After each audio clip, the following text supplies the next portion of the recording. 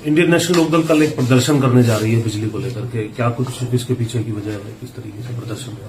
अब तक जितनी भी बेकायदगियां सरकार की तरफ से हुई, चाहे कांग्रेस के राज में हुई चाहे बीजेपी के राज में हुई, अगर लोगों की किसी ने लड़ाई लड़ी किसी मुद्दे को लेकर के, तो इंडियन नेशनल लोकदल पार्टी ने लड़ी।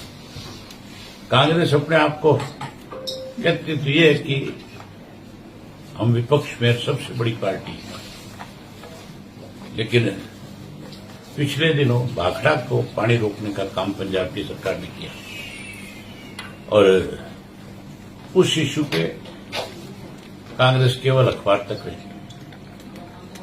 कहीं लोगों के बीच में नहीं आई। केवल जब सर्वदलीय बैठे कोई, तो ये कहा गया कांग्रेस की तरफ से कि हम सरकार के साथ, सरकार कोई फैसला ले। अगर सरकार ही फैसला लेने वाली होती तो फिर पानी थोड़ा ही रुक सकता था।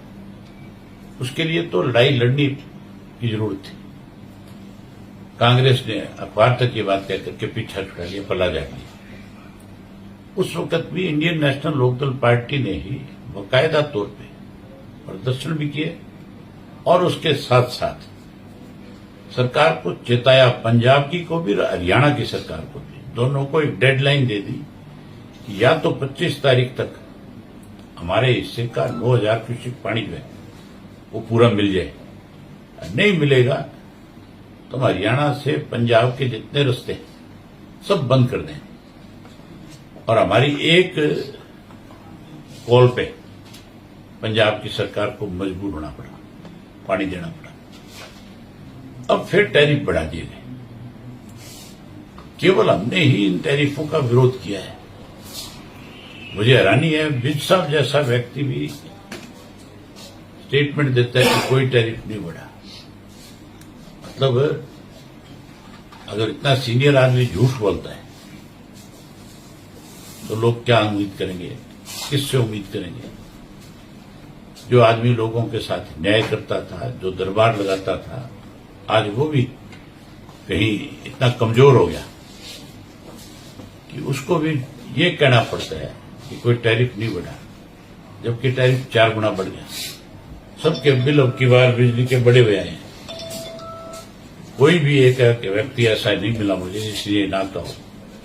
इसलिए हमने ये फैसला किया है कि हम 1 तारीख को, कल के दिन, बड़ा प्रदर्शन करेंगे और 1 तारीख को खुल करके सरकार को चेताएंगे या तो इस पर विचार कर ले, नहीं विचार करे तो फिर आर पार की लड़ाई लड़े। ये प्रदर्शन तक की बात रही या आगे भी बढ़ सकते हैं? आगे हम प्रदर्शन तक करके केवल अखबार की न्यूज नहीं बनाना चाहते, हम लोगों की लड़ाई लड़ेंगे, हम सरकार को मजबूर करेंगे। एक कानून व्यवस्था एक बड़ा मुद्दा बना हुआ है प्रदेश में सर, उसको कैसे देखते हैं? कानून व्यवस्था है कहां?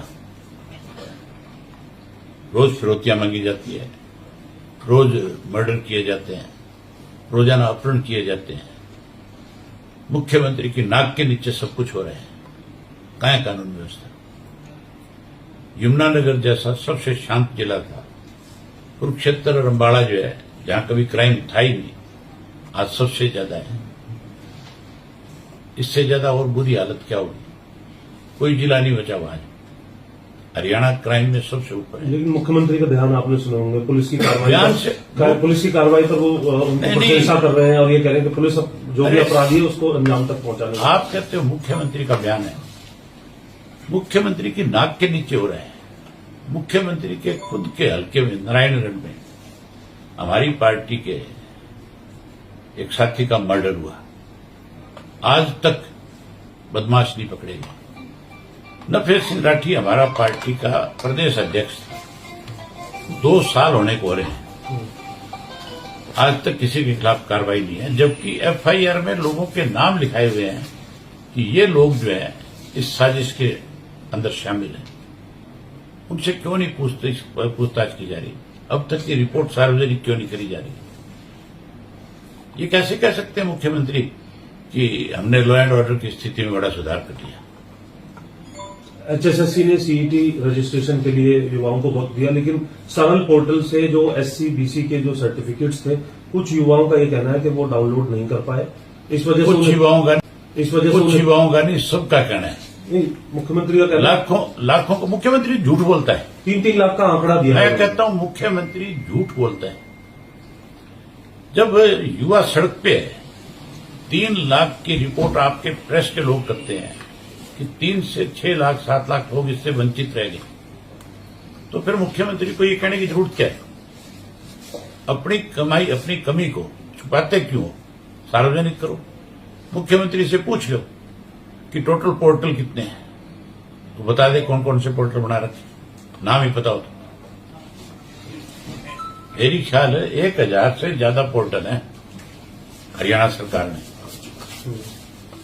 इनको 1000 पोर्टल का नाम कहां से याद आ जाएगा? कब खुलता है कब बंद होता है किसी को नहीं पता। आप बता दो।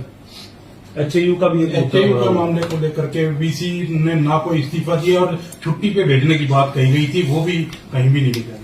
वो भी नहीं गया।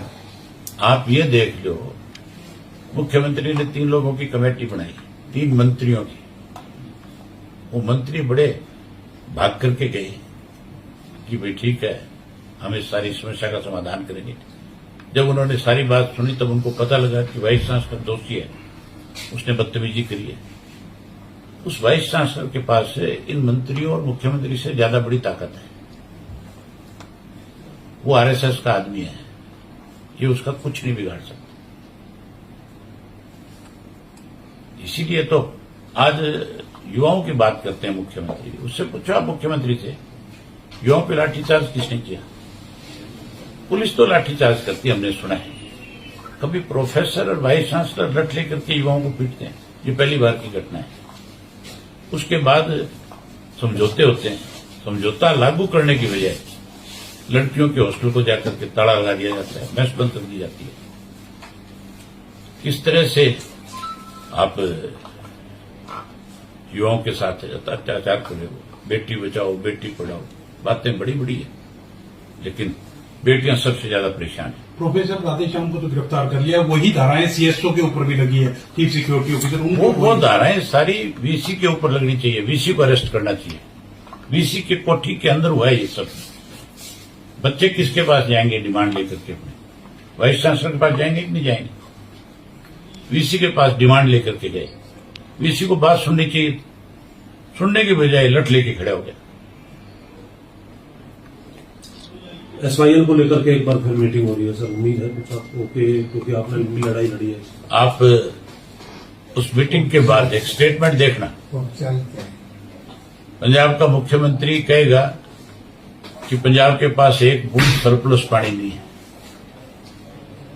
हमारे पास तो खुद के पास पानी की कमी है, हमें यमुना से पानी और दिया जाए और चाय पिला करके भेज दिया जाएगा। इससे ज्यादा कुछ नहीं होने वाला। जब तक बीजेपी कांग्रेस की सरकार रहेगी तब तक पानी नहीं मिल सकता। पानी तो हम ही लठ दे के लेके आएंगे। ठीक है।